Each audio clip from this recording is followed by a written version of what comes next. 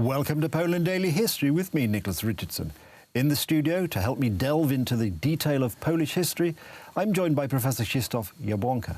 Professor, we heard in previous episodes about the 19th century, Polish-Ukrainian relations. Of course, the 19th century in many ways ended with the First World War, and there were Polish and Ukrainian soldiers fighting both for the Russian Empire and indeed for the Austrian Empire. How did Poles and Ukrainians relate to each other during this conflict? Dopóki państwo austriackie było opresyjne. As long as Poland and Ukraine were oppressed by Austria, the two nations didn't have any representatives. Suddenly, in 1867, Austria changed its behavior towards Poland. Franz Joseph I of Austria became an emperor at the age of 18, and now that he has matured, he decided that these two nations should become independent. He reformed the entire empire, which turned into Austro-Hungarian Empire. The Austrian state, also called Cisleithania, consisted of a few nations, including Slavic, and started organizing itself. The Hungarian state also figured out ways to organize itself internally. Galicia, which was a part of Cisleithania, was inhabited both by Poles and Ukrainians, who were granted freedom. The only difference was that Poles constituted the social class called intelligentsia, which derives from nobility, and Ukrainians constituted peasantry or intelligentsia in its first stages of development. This division was the reason for the conflicts between these two nations. They couldn't decide who should represent each country. Ukrainians wanted to divide Galicia into two parts, Polish and Ukrainian. Poles were against the division because they lived in both parts of Galicia, and it would be impossible to set a border everyone would be satisfied with. When the war was about to start, Piłsudski formed the Polish Riflemen's Association, which later turned into the Polish Legions. During a meeting with Ukrainians in Lviv, Piłsudski said to the 6th Riflemen, "Do the same, form Riflemen's Associations." And that is what they did. The Ukrainian Riflemen's Association were formed at the same time as ours, with the same rules we had, because they had them translated from Polish into Ukrainian. And when two Polish legions were established in the Austrian partition, Ukrainians established their own legions, much smaller but equal to the Polish ones. They fought to liberate the rest of Ukraine, the main, powerful Ukraine, from the Russian partition. This is when the name Ukraine started spreading. Until then, Ukrainians were called Ruthenians, but in order to tell them apart from the Russian Ukrainians, they came up with the name Ukraine, because it was especially confusing in the German language.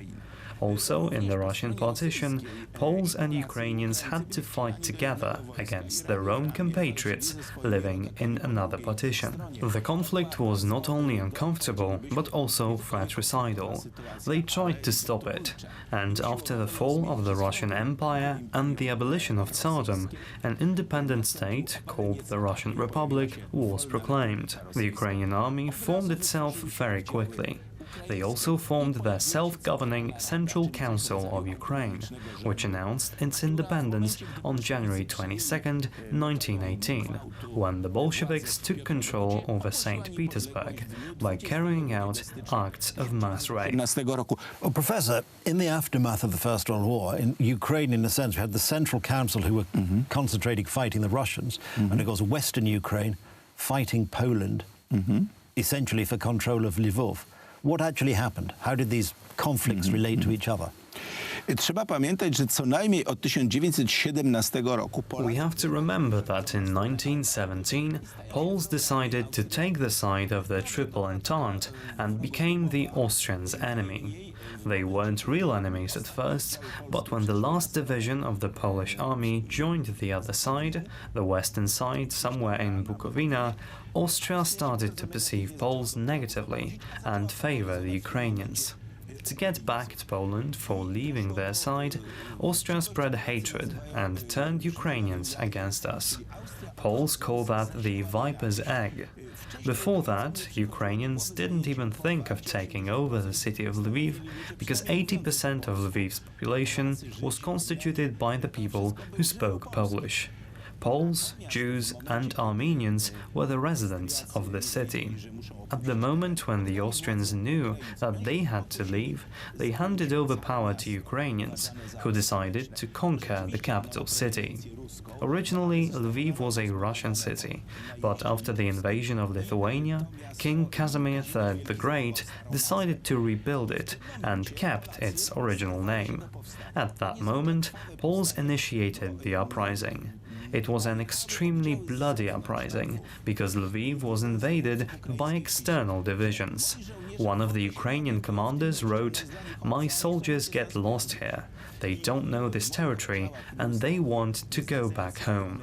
My soldiers are deserting, my divisions are getting smaller and smaller, but Polish, they are getting bigger and bigger, because people from the outside are coming to save Lviv."